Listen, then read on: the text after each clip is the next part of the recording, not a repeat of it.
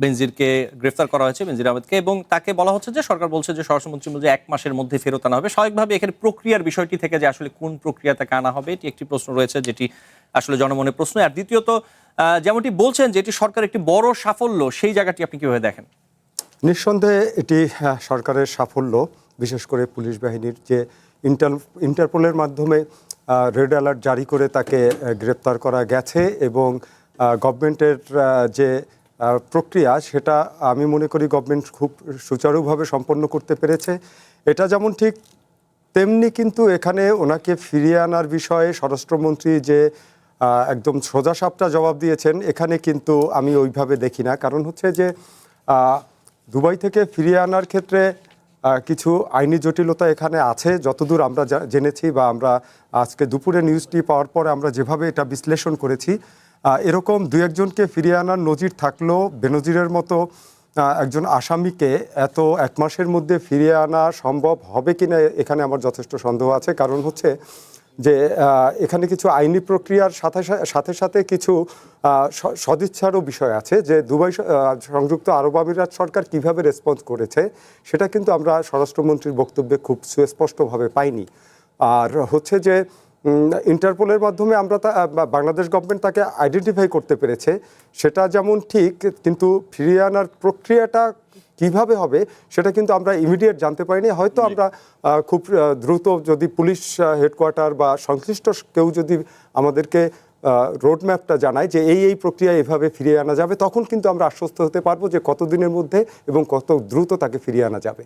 জি, শরীফুজ্জামান শরীফ, আপনার কাছে আসি একই বিষয় নিয়ে, যেটি হচ্ছে যে যেমন মোস্তফা আকমল এক ধরনের একটু বলেন যে কিছুটা সন্দেহ রয়েছে 1 মাসের মধ্যে ফেরত আনা যাবে কিনা, অথবা কত সময় লাগবে, প্রক্রিয়াগত কিছু বিষয় রয়েছে।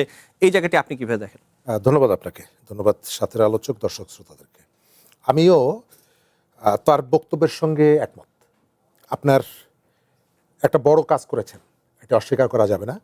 এমন একজন ব্যক্তি যিনি রাষ্ট্রের প্রশ্রয়ে রাষ্ট্রের মধ্যে আলাদা একটা রাষ্ট্র তৈরি করেছিলেন, এবং তার পেছনে সরকারের সর্বোচ্চ ব্যক্তির সমর্থন ছিল, এবং তিনি সম্ভবত আমাদের পুলিশ বাহিনীর মধ্যে সবথেকে বিতর্কিত যে পুলিশ কর্মকর্তারা তাদের একজন, এবং তার নৈতিক স্খলন থেকে শুরু করে, অপরাধ প্রবণতার থেকে শুরু করে, দম্ভ থেকে শুরু করে, মানে যত ধরনের খারাপ বৈশিষ্ট্য থাকে সবগুলোই তাকে স্পর্শ করেছিল।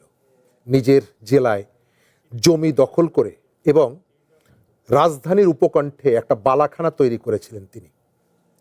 ন্যূনতম পদের প্রতি একজন মানুষের যদি শ্রদ্ধাটা থাকে, এই কাজটি করতে পারেন না। অনেকে অনেক কাজ করতে চান, কিন্তু তার পদ, পজিশন, তার বিবেক বিবেচনা সেগুলোকে বাধা দেয়, কিন্তু তার ক্ষেত্রে আমরা কোথাও বাধাটা দেখিনি।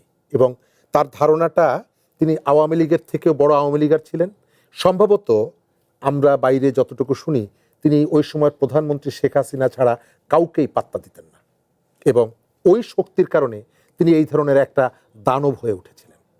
আমরা চাইব সরকার তাকে দেশে এনে তার যে অপরাধ, সেই অপরাধের মুখোমুখি বিচার আইনের মধ্য দিয়ে বিচার করা। তবে আমরা যেভাবে বিবেচনাটা করি বা দেখি, নিশ্চয়ই এই যে ইন্টারপোলের মধ্য দিয়ে তাদের কতগুলো প্রসিডিউর মেনটেন করেই তাদেরকে যেতে হয়। সুতরাং পার্লামেন্টে যেভাবে বলা হয়েছে, ব্যাপারটা সম্ভবত এতটা সহজ হবে না। যদি সহজ হয়, স্বল্প সময়ের মধ্যে তাকে বিচারের মুখোমুখি করা যায়, এটি আমরা খুশি হব। কিন্তু যতটা উচ্ছ্বাস আমরা দেখছি, এটি অনেকগুলো প্রসিডিওর মেনটেন করে, ধাপ মেনটেন করে এই কাজটা করতে হবে। তবে আমরা চাইব যে এটিকে পর্যবেক্ষণে রাখার জন্য, এবং তাকে যাতে দ্রুত সময়ের মধ্যে দেশে ফিরিয়ে আনা যায়, তার জন্য সরকার খুব গুরুত্ব দিয়ে, সম্ভব হলে এটার জন্য স্পেশাল গুরুত্ব দিয়ে সরকারি জায়গাগুলোতে মনিটর করবে বা দেখাশোনা করবে।